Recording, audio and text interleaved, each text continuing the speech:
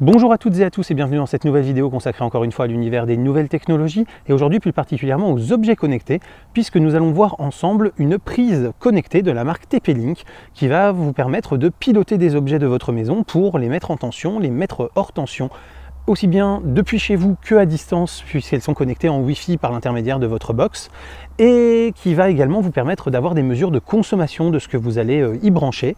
On regarde tout ça juste après l'intro.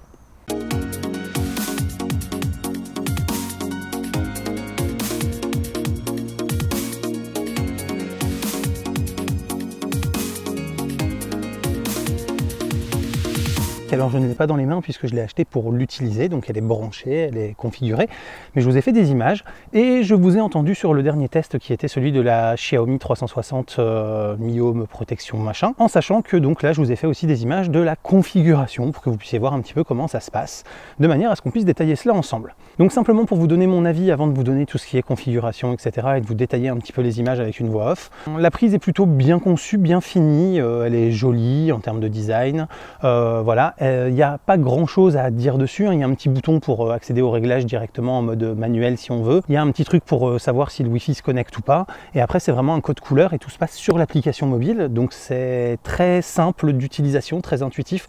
Et à mon sens, il n'y a pas besoin de connaissances spécifiques au niveau technologie pour pouvoir l'installer et l'utiliser. En sachant que comme elle est compatible Google Assistant et Amazon Alexa, si vous avez un Google Home, si vous avez une enceinte Alexa à la maison, ou même si vous avez simplement un smartphone Android sur lequel vous pouvez faire un OK Google, et vous allez pouvoir lui donner des ordres d'extinction et d'allumage. Et en sachant que la version que j'ai là, c'est la H110 et pas la H100, puisque la H100 ne fait que prise connectée Wi-Fi, alors que la H110, elle va en plus vous donner une analyse de la consommation électrique qui passe à travers la prise.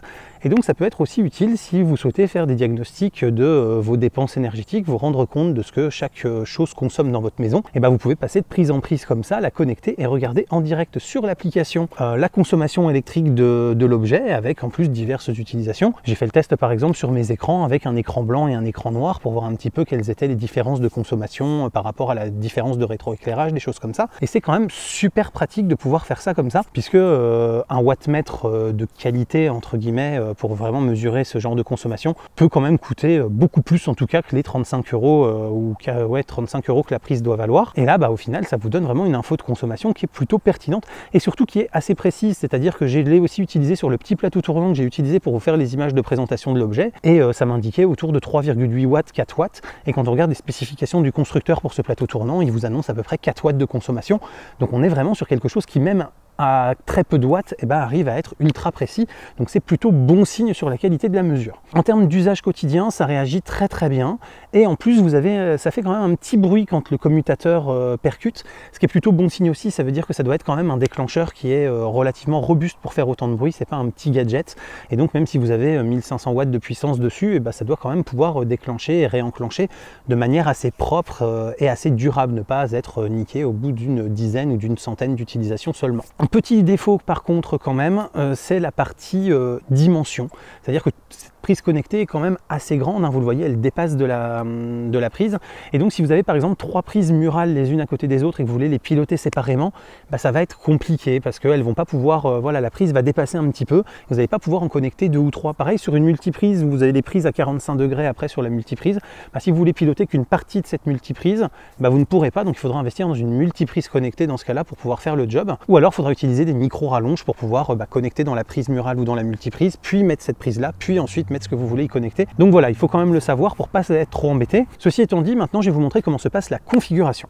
Pour commencer, il va falloir aller télécharger l'application Kasa, K-A-S-A, Kasa Smart, voilà, de TP-Link et l'installer, donc elle est compatible iOS ou Android.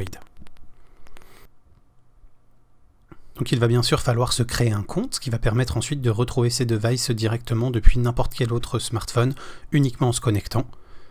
Et donc là je vous invite à utiliser des alias, comme je vous l'ai expliqué dans la vidéo que je vous mets dans le petit, en haut de votre écran. Ensuite il faut indiquer le pays où vous êtes, ça servira pour pouvoir piloter à distance avec les bons horaires qui soient indiqués. Et ensuite vous achevez l'activation par la vérification de votre email. Ici, vous avez des options de confidentialité que vous pouvez modifier selon les données que vous voulez transmettre au constructeur.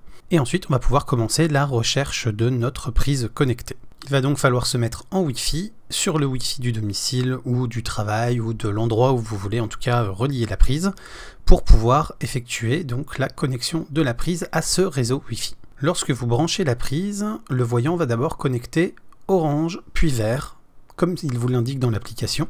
Et ensuite, une fois que l'activation est faite, elle va clignoter en vert pour vous dire qu'elle recherche le réseau Wi-Fi.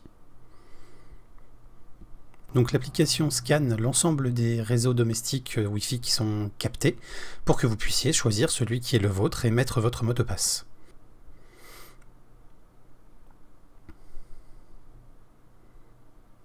Ensuite, vous allez devoir donner un nom à votre appareil, ce qui va vous permettre de plus facilement la piloter à la voix via Google Assistant ou Amazon Alexa.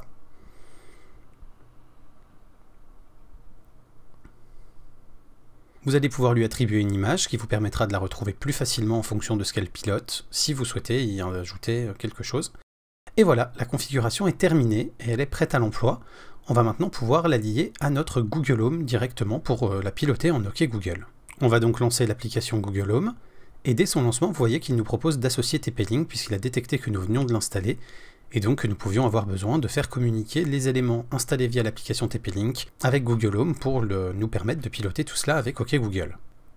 On se réidentifie donc avec son compte Casa, d'où l'intérêt d'avoir créé un compte avant aussi, pour pouvoir associer toutes les données de manière sécurisée, en étant sûr que les données transitent d'un service à l'autre de manière confidentielle. Une fois que l'association est faite, on a juste à attendre quelques secondes et à relancer l'application pour qu'il détecte toutes les informations qui ont été renvoyées par l'application TP-Link, et donc, entre autres, la prise connectée que l'on vient d'installer et son nom pour pouvoir la piloter. Et voilà, vous le voyez, associé à votre compte, un appareil non associé à une maison.